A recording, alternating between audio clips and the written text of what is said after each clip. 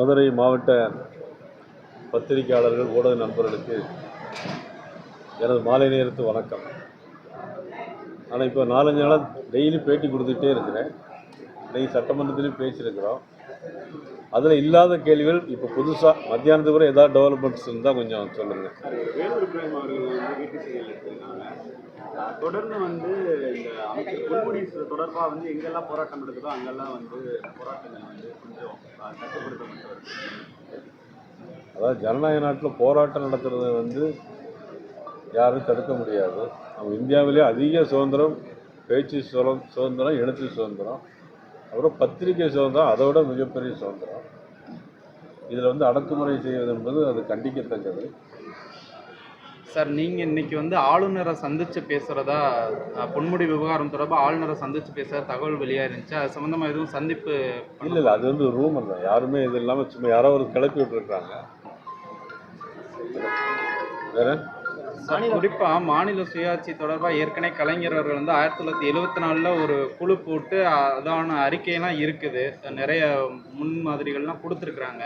இந்த நிலைமையில் முதலமைச்சரும் இப்போ ஒரு குழு உயர்நிலை குழுவாக போட்டிருக்காங்க. இந்த குழு எந்த வகையில் இதாக இருக்கும், நீங்கள் என்ன நினைக்கிறீங்க? அது கலைஞர் 1974 இல்லை, 1969 ஒரு ராஜமன்னார் குழு அறிக்கை போட்டு 71 அந்த ஒரு அறிக்கை கொடுத்தாங்க. அதனுடைய அடிப்படையில் முடிஞ்சு போச்சு. அது காங்கிரஸ் ஆட்சி காலத்தில் கொண்டு வரப்பட்டது. ஜிஎஸ்டி காங்கிரஸ் ஆட்சி காலத்தில் கொண்டு வரப்பட்டது, யோசிக்கப்பட்டது. பிஜேபி ஆட்சி காலத்தில் இன்றைக்கி கொண்டு வந்தாங்க. அது பிறகு இவ்வளவு சூழ்நிலைக்கிடையே இப்போ சுயாட்சி என்கிறது இல்லை, எல்லா பிரச்சனைகளையும் மறைக்கிறதுக்காக வேண்டி ஒவ்வொரு திட்டமாக ஒவ்வொரு யோசனைகளுக்கெல்லாம் அறிவிச்சிருக்காங்க. சார், இந்த அரசு பேருந்து பார்த்தீங்கன்னா தமிழ்நாடு ஃபுல்லாக அங்கங்கே பழுதாகி நிற்கிது. அது பொதுமக்களும் நிறைய சிரமப்படுறாங்க. அது இல்லை, பேருந்துகளை பொறுத்த மட்டிலும் எல்லா பேருந்தும் லாபத்தில் ஓடுதாங்கிறது இப்போ சந்தேகம். நிச்சயமாக நஷ்டத்தில் தான் இயங்கும். ஆனால் அதற்கு மாநில அரசு என்னென்னா அதுக்கு தகுந்தாப்புல மானியங்களை கொடுத்து போக்குவரத்தை மேம்படுத்தணும். அதாவது மாநில அரசு எதையுமே மேம்படுத்த முடியாமல், இன்றைக்கு அவர்களுக்கு உள்ள பிரச்சனைகளை தீர்க்க முடியாமல் மக்களை திசை திருப்ப வேண்டும் என்பதற்காக இன்னைக்கு இந்த மாதிரி விஷயங்கள்ல பேசிட்டு இருக்காங்க. ஆளுநர் இந்த சமீபத்தில் 2 நாள் முன்னாடி அமைச்சர் பொன்முடியோட பேச்சுக்கு கண்டனம் தெரிவிச்சிருந்தாரு. ஒரு கல்லூரியில் பேசியிருந்தாரு. ஆனால் பேச்சின் இறுதியில் பார்த்தீங்கன்னா மாணவர்களுக்கே ஜெய்ஸ்ரீராம் மூலம் சொல்லி அவங்களையும் பதில் சொல்லியிருந்தாரு. அது ஒரு கல்லூரியில் ஜெய்ஸ்ரீராம் சொல்லக்கூடிய ஒரு சம்பவம் சரியாக இருக்குமா?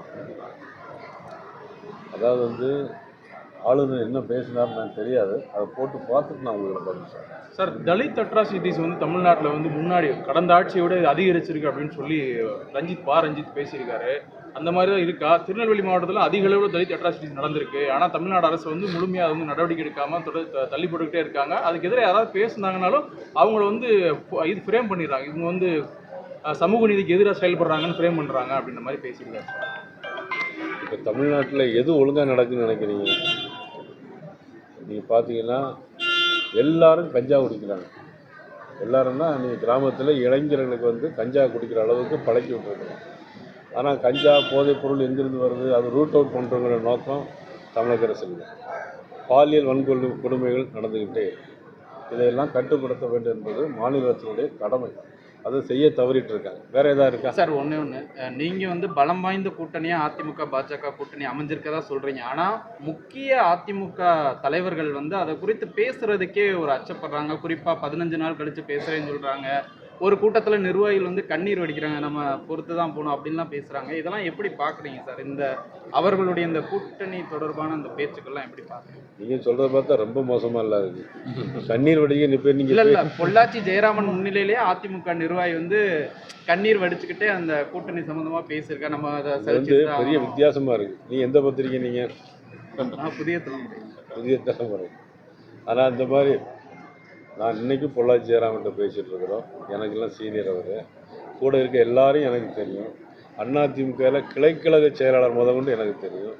அதனால் இந்த மாதிரி கதை நீங்கள் சொல்கிறத வந்து என்னால் நம்ப முடியாது. ஏற்கனவே கூட்டணியில் இருந்த டிடிவி தினகரன் மற்றும் இந்த பாமக அதெல்லாம் நான் இதுக்கெல்லாம் பதில் சொல்லிகிட்டே இருக்கிறாங்க. காலையிலேருந்து இதுதான் சொல்லிட்டு இருக்கேன். சார் நெல்லையில் வந்து பள்ளி மாணவர்கள்